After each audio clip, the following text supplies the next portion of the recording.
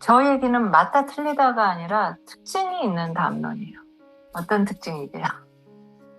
호킨스의 표현을 빌자면 거대한 이분법이요. 깨달은 나와 깨닫지 못한 나. 고정된 나의 신성과 내가 아닌 것들을 떼어내는. 이게 깨달음, 도, 구원을 화두로 해서 벌어지는 인간 에고의 거대한 이분법의 확장파입니다. 안 깨달은 나는 어떻게 하는데요? 깨달은 나는 왜 고정되어 있습니까? 신성과 본성이. 신성이 변하지 않고 고정되어 있다고 누가 그래요? 이 우주에 단 하나의 변치 않는 불변의 진리는 모든 게 변화한다는 거다라는 말도 있는데요.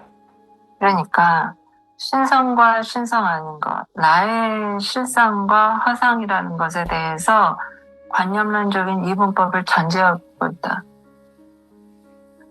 꼭 틀렸다는 말은 아니에요.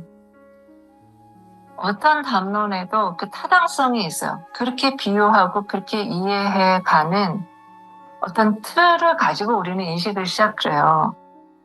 그런데 그것을 내려놓고 경험을 해가면서 그게 세밀화되고 풍부해지면서 전체에 대한 이해가 새로워져요. 그런데 그 전체나 실상이라는 것이 고정돼 있으면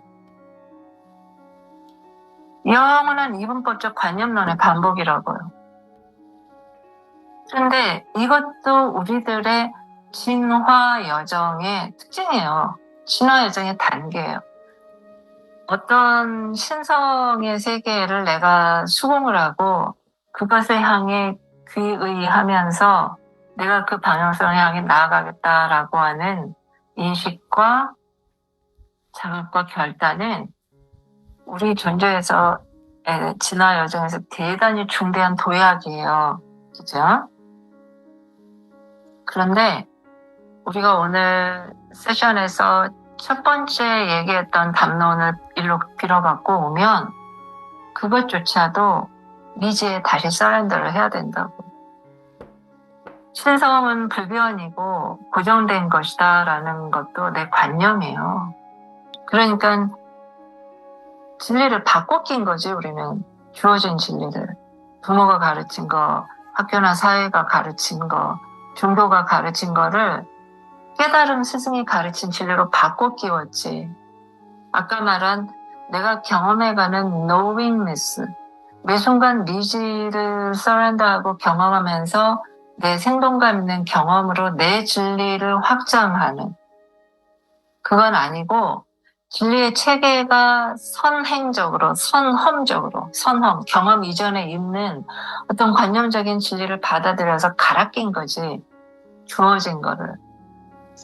신성은 그렇게 만나지 않아요. 배움, 러닝은 그렇게 해요. 학습은. 그런데 학습의 수위가 높아지면 마지막에는 아무도 못 가르치는 단계에 와서 자기가 온리, 자기만의 독자적인 경험으로 나에게 신성은 이렇게 경험되는구나 라고 하는 자기만의 신성을 발견하고 정의해 나가는 과정이 마지막에 꼭 있어야 되는데 그걸 방해하죠. 주어진 정의를 불변의 진리로 받아들여 버리는 순간. 그러니까 여기까지 온 것은 우리들의 진화 여정의 중대한 성장인데 거기서 멈춘단 말이에요. 그래서 판가리를 계속 한다고. 그러니까 나의 신성이 어딘가로 향하라는 내면의 가이드를 믿고 따라왔는데 내 관념이 신성은 이런 것이야, 진리는 이런 것이야 라고 고정되어 있는 상태에서 지금 내면의 뭐라 그럴까 반의식적, 반무의식적인 이 출렁임이 있는 것이죠. 그러니까 내가 살아온 안전한 방식을 더 극단적으로 확대해서 그래서 그것이 신성이다 놓고 질주하려고 하는 상태지. 내가 살아온 내 에고로 내 삶을 책임져온 인간적 자질, 응? 좋은 자질이에요. 응. 나쁘다는 뜻 아니야. 그 자질을 아무 결함 없는 상태로 이렇게 확대 해석해서 이게 신성이야 라고 생각하고 글로 달려가려고 하는 상태로. 신성은 우리가 고정불변이다라고 표현할 수도 있는 측면이 있어요. 그런데 그게 관념적으로 고정돼 있지 않아. 도덕경의 표현을 들면 고정된 건 딱딱한 거고 딱딱한 건 죽은 거래요.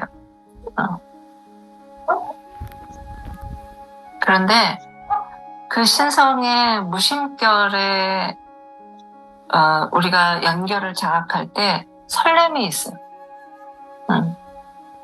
그냥 아는 사람의 말이에요. 긴장과 낯섦이 있는데 설렘도 있고요. 그 미지와 출렁이는 그 모든 것들을 더 있는 그대로 껴안을 용기가 필요해요. 고정된 무슨 그렇게 생각하지 말고 깨달은 나가 있는데 깨닫지 않은 나 이런 이분법 때려치고 깨닫고 나면 이 몸이 성전이고 불전이래. 그러면은 깨달은 나와 깨닫지 않은 내가 어디서 구별되냐 이 사람아. 그 깨달음, 그 신성의 자질을 포바디 전체에 스며들게 하고 확장하는 것이고 나 아닌 것처럼 보이는, 본성이 아닌 것처럼 보이는 거기 안에 신성의 잠재력이 있는 거고 그걸 그대로 껴안아 줄 때 매 순간 그 새로운 더 깊이 있는 우리가 몰랐던 무한한 신성이 계속 현현하는 거지 어떻게 해서 신성인 것과 신성 아닌 것의 이분법이 있을 수가 있어요. 여기는 신성이 없나? 여기는 신성이 없냐고. 발꼬락에는 없어요? 내 지랄 맞은 에고에는 그건 신이 안 만들고 그건 누가 만들었어? 에고가 필요해서 만들어졌는데 에고가 과잉을 하고 있는 것이지 신성 아닌 게 어디 있어요? 이 천지 만물에 신성인 것과 신성 아닌 게 있으면 외국 사람의 유명한 비유인데 구멍난 치즈냐? 치즈 그 구멍난 치즈 있잖아. 맛은 되게 없더만. 그러면은 신이 있는 곳이 없고 신이 있는 곳이 있고 신이 없는 구멍 뻥 뚫어진 데가 내한테 있냐고 지금. 쪼갤 수 없는 거를 쪼개가지고 너는 일시적, 너는 안 일시적, 너는 일시적, 너는 아니 얼마나 바쁠까 머리가. 모든 요소들이 일시적이면서 드러났다 사라졌다 해요. 우리 안에 그게 항시 있어. 그런데 이 통합력이 넓어지면은 일시적으로 왔다 갔다 하는 것에 비중이 작아들어요. 그런데 비중이 작아도 있어야 돼요. 요리는 짠맛, 신맛, 단맛 다 합쳐져서 맛있어. 비중이 굉장히 작은데. 신성은 우리가 알 수 있는 신성은 그 완성된 뭔가 요리 하나, 신성의 그 순간적으로 드러난 창조물 하나, 그걸 통해서 신성이다라고 이 눈으로 확인을 하는 건데 그 안에 들어간 요소들, 그게 어떻게 조합됐는지 이런 거는 영원히 말로 설명할 수 없지. 그래서 어두움과 그림자와 신맛, 짠맛, 단맛이 다 필요하다.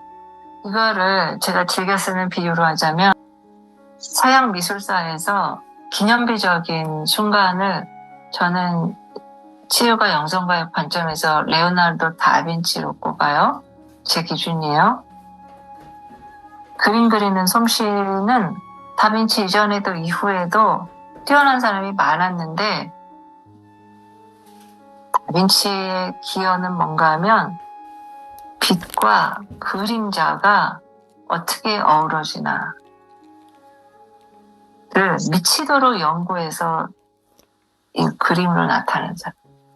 이 사람의 그림 안에 최초로 신성과 인간성의 깊이감이 표현됐다니까요. 있는 그대로. 다빈치는 그거를 아침에 볼지게, 햇빛으로 볼지게, 조명이 이렇게 때릴 때 저렇게 때릴 때 계속 연구했단 말이에요. 그러니까 내가 10대 때 학교 작파했을 때, 결혼 생활할 때, 치유 공부할 때 계속 빛과 그림자가 어디서 어떻게 때리느냐가 계속 달라져. 그러면 그 복잡한 빛과 그림자의 영향을 가지고 내 새끼를 키울 적에 내 새끼는 그것도 1차, 2차 영향을 계속 받는 거예요. 그죠? 그런데 거기다가 대고 이건 빛이고 이건 그림자니까 이거는 애들한테 안 물려주고 내가 빛을 물려주겠어 하면 쨍한 빛이 들어가면서 시커먼 그림자가 진하게 콘트라스트가 나온단 말이에요. 그러니까 나는 내 새끼들한테 이렇게 해도 저렇게 해도 빛과 그림자를 세트로 물려줄 수밖에 없다. 아이는 그 유산을 받아서 자신의 삶을 살게 돼 있다. 그럼 우리가 물려줄 참된 유산은 빛도 그림자도 있어도 괜찮아. 힘들겠지만 그걸 있는 그대로 우리가 그 음영과 그림자와 밝음과 형상과 그 뉘앙스, 그라데이션을 가지고 가면 그게 독창적으로 아름다운 인생이 될 거야 라는 것을 신뢰하게 만들어주는 거죠. 그게 불안이 아니라 그게 모나리자 다음 그림이고 그게 뭐 다음 그림이 된다라는 거를 내가 평화 속에서 받아들이고 그 모습을 보여주는 거. 아이들이 자신들의 빛과 그림자를 당신의 삶에서 최선을 다한 거야. 최선의 지혜를 동원한 거지만 그건 빛이야. 근데 빛이 밝으면 반드시 콘트라스트로 강한 어둠이 생겨요. 이 말을 에릭 에릭슨은 어떤 모성, 어떤 부성에도 빛과 그림자가 있을 수밖에 없다라고 말합니다. 완전한 신성은 어둠과 빛을 동시에 껴안고 그대로 있으면서 진화하는 거잖아요. 하늘을 쳐다봐요. 그래서 이 신성의 세계를 목격한 노자가 뭐라고 기록을 해놨냐면 가물가물하고 어둑어둑하다고 기록해놨어요. 내가 신성을 봤는데 그게 한자로 검을 현자로 기록해놨어요. 시커멓다라는 거 흑자야, 흑. 칠흑 같다 할 때 흑자고 가물가물 어둑어둑한 거는 현이라고, 가물현이라고. 세상을 봐봐요. 전체 우주를 봐봐요. 그게 이 장대한 신성의 시각적 표현이에요. 빛과 그림자가 공존하면서 서로가 영향을 주어서 끝없는 창조의 원동력을 삼는 거예요. 그러니 어떻게 신성이 불변이에요.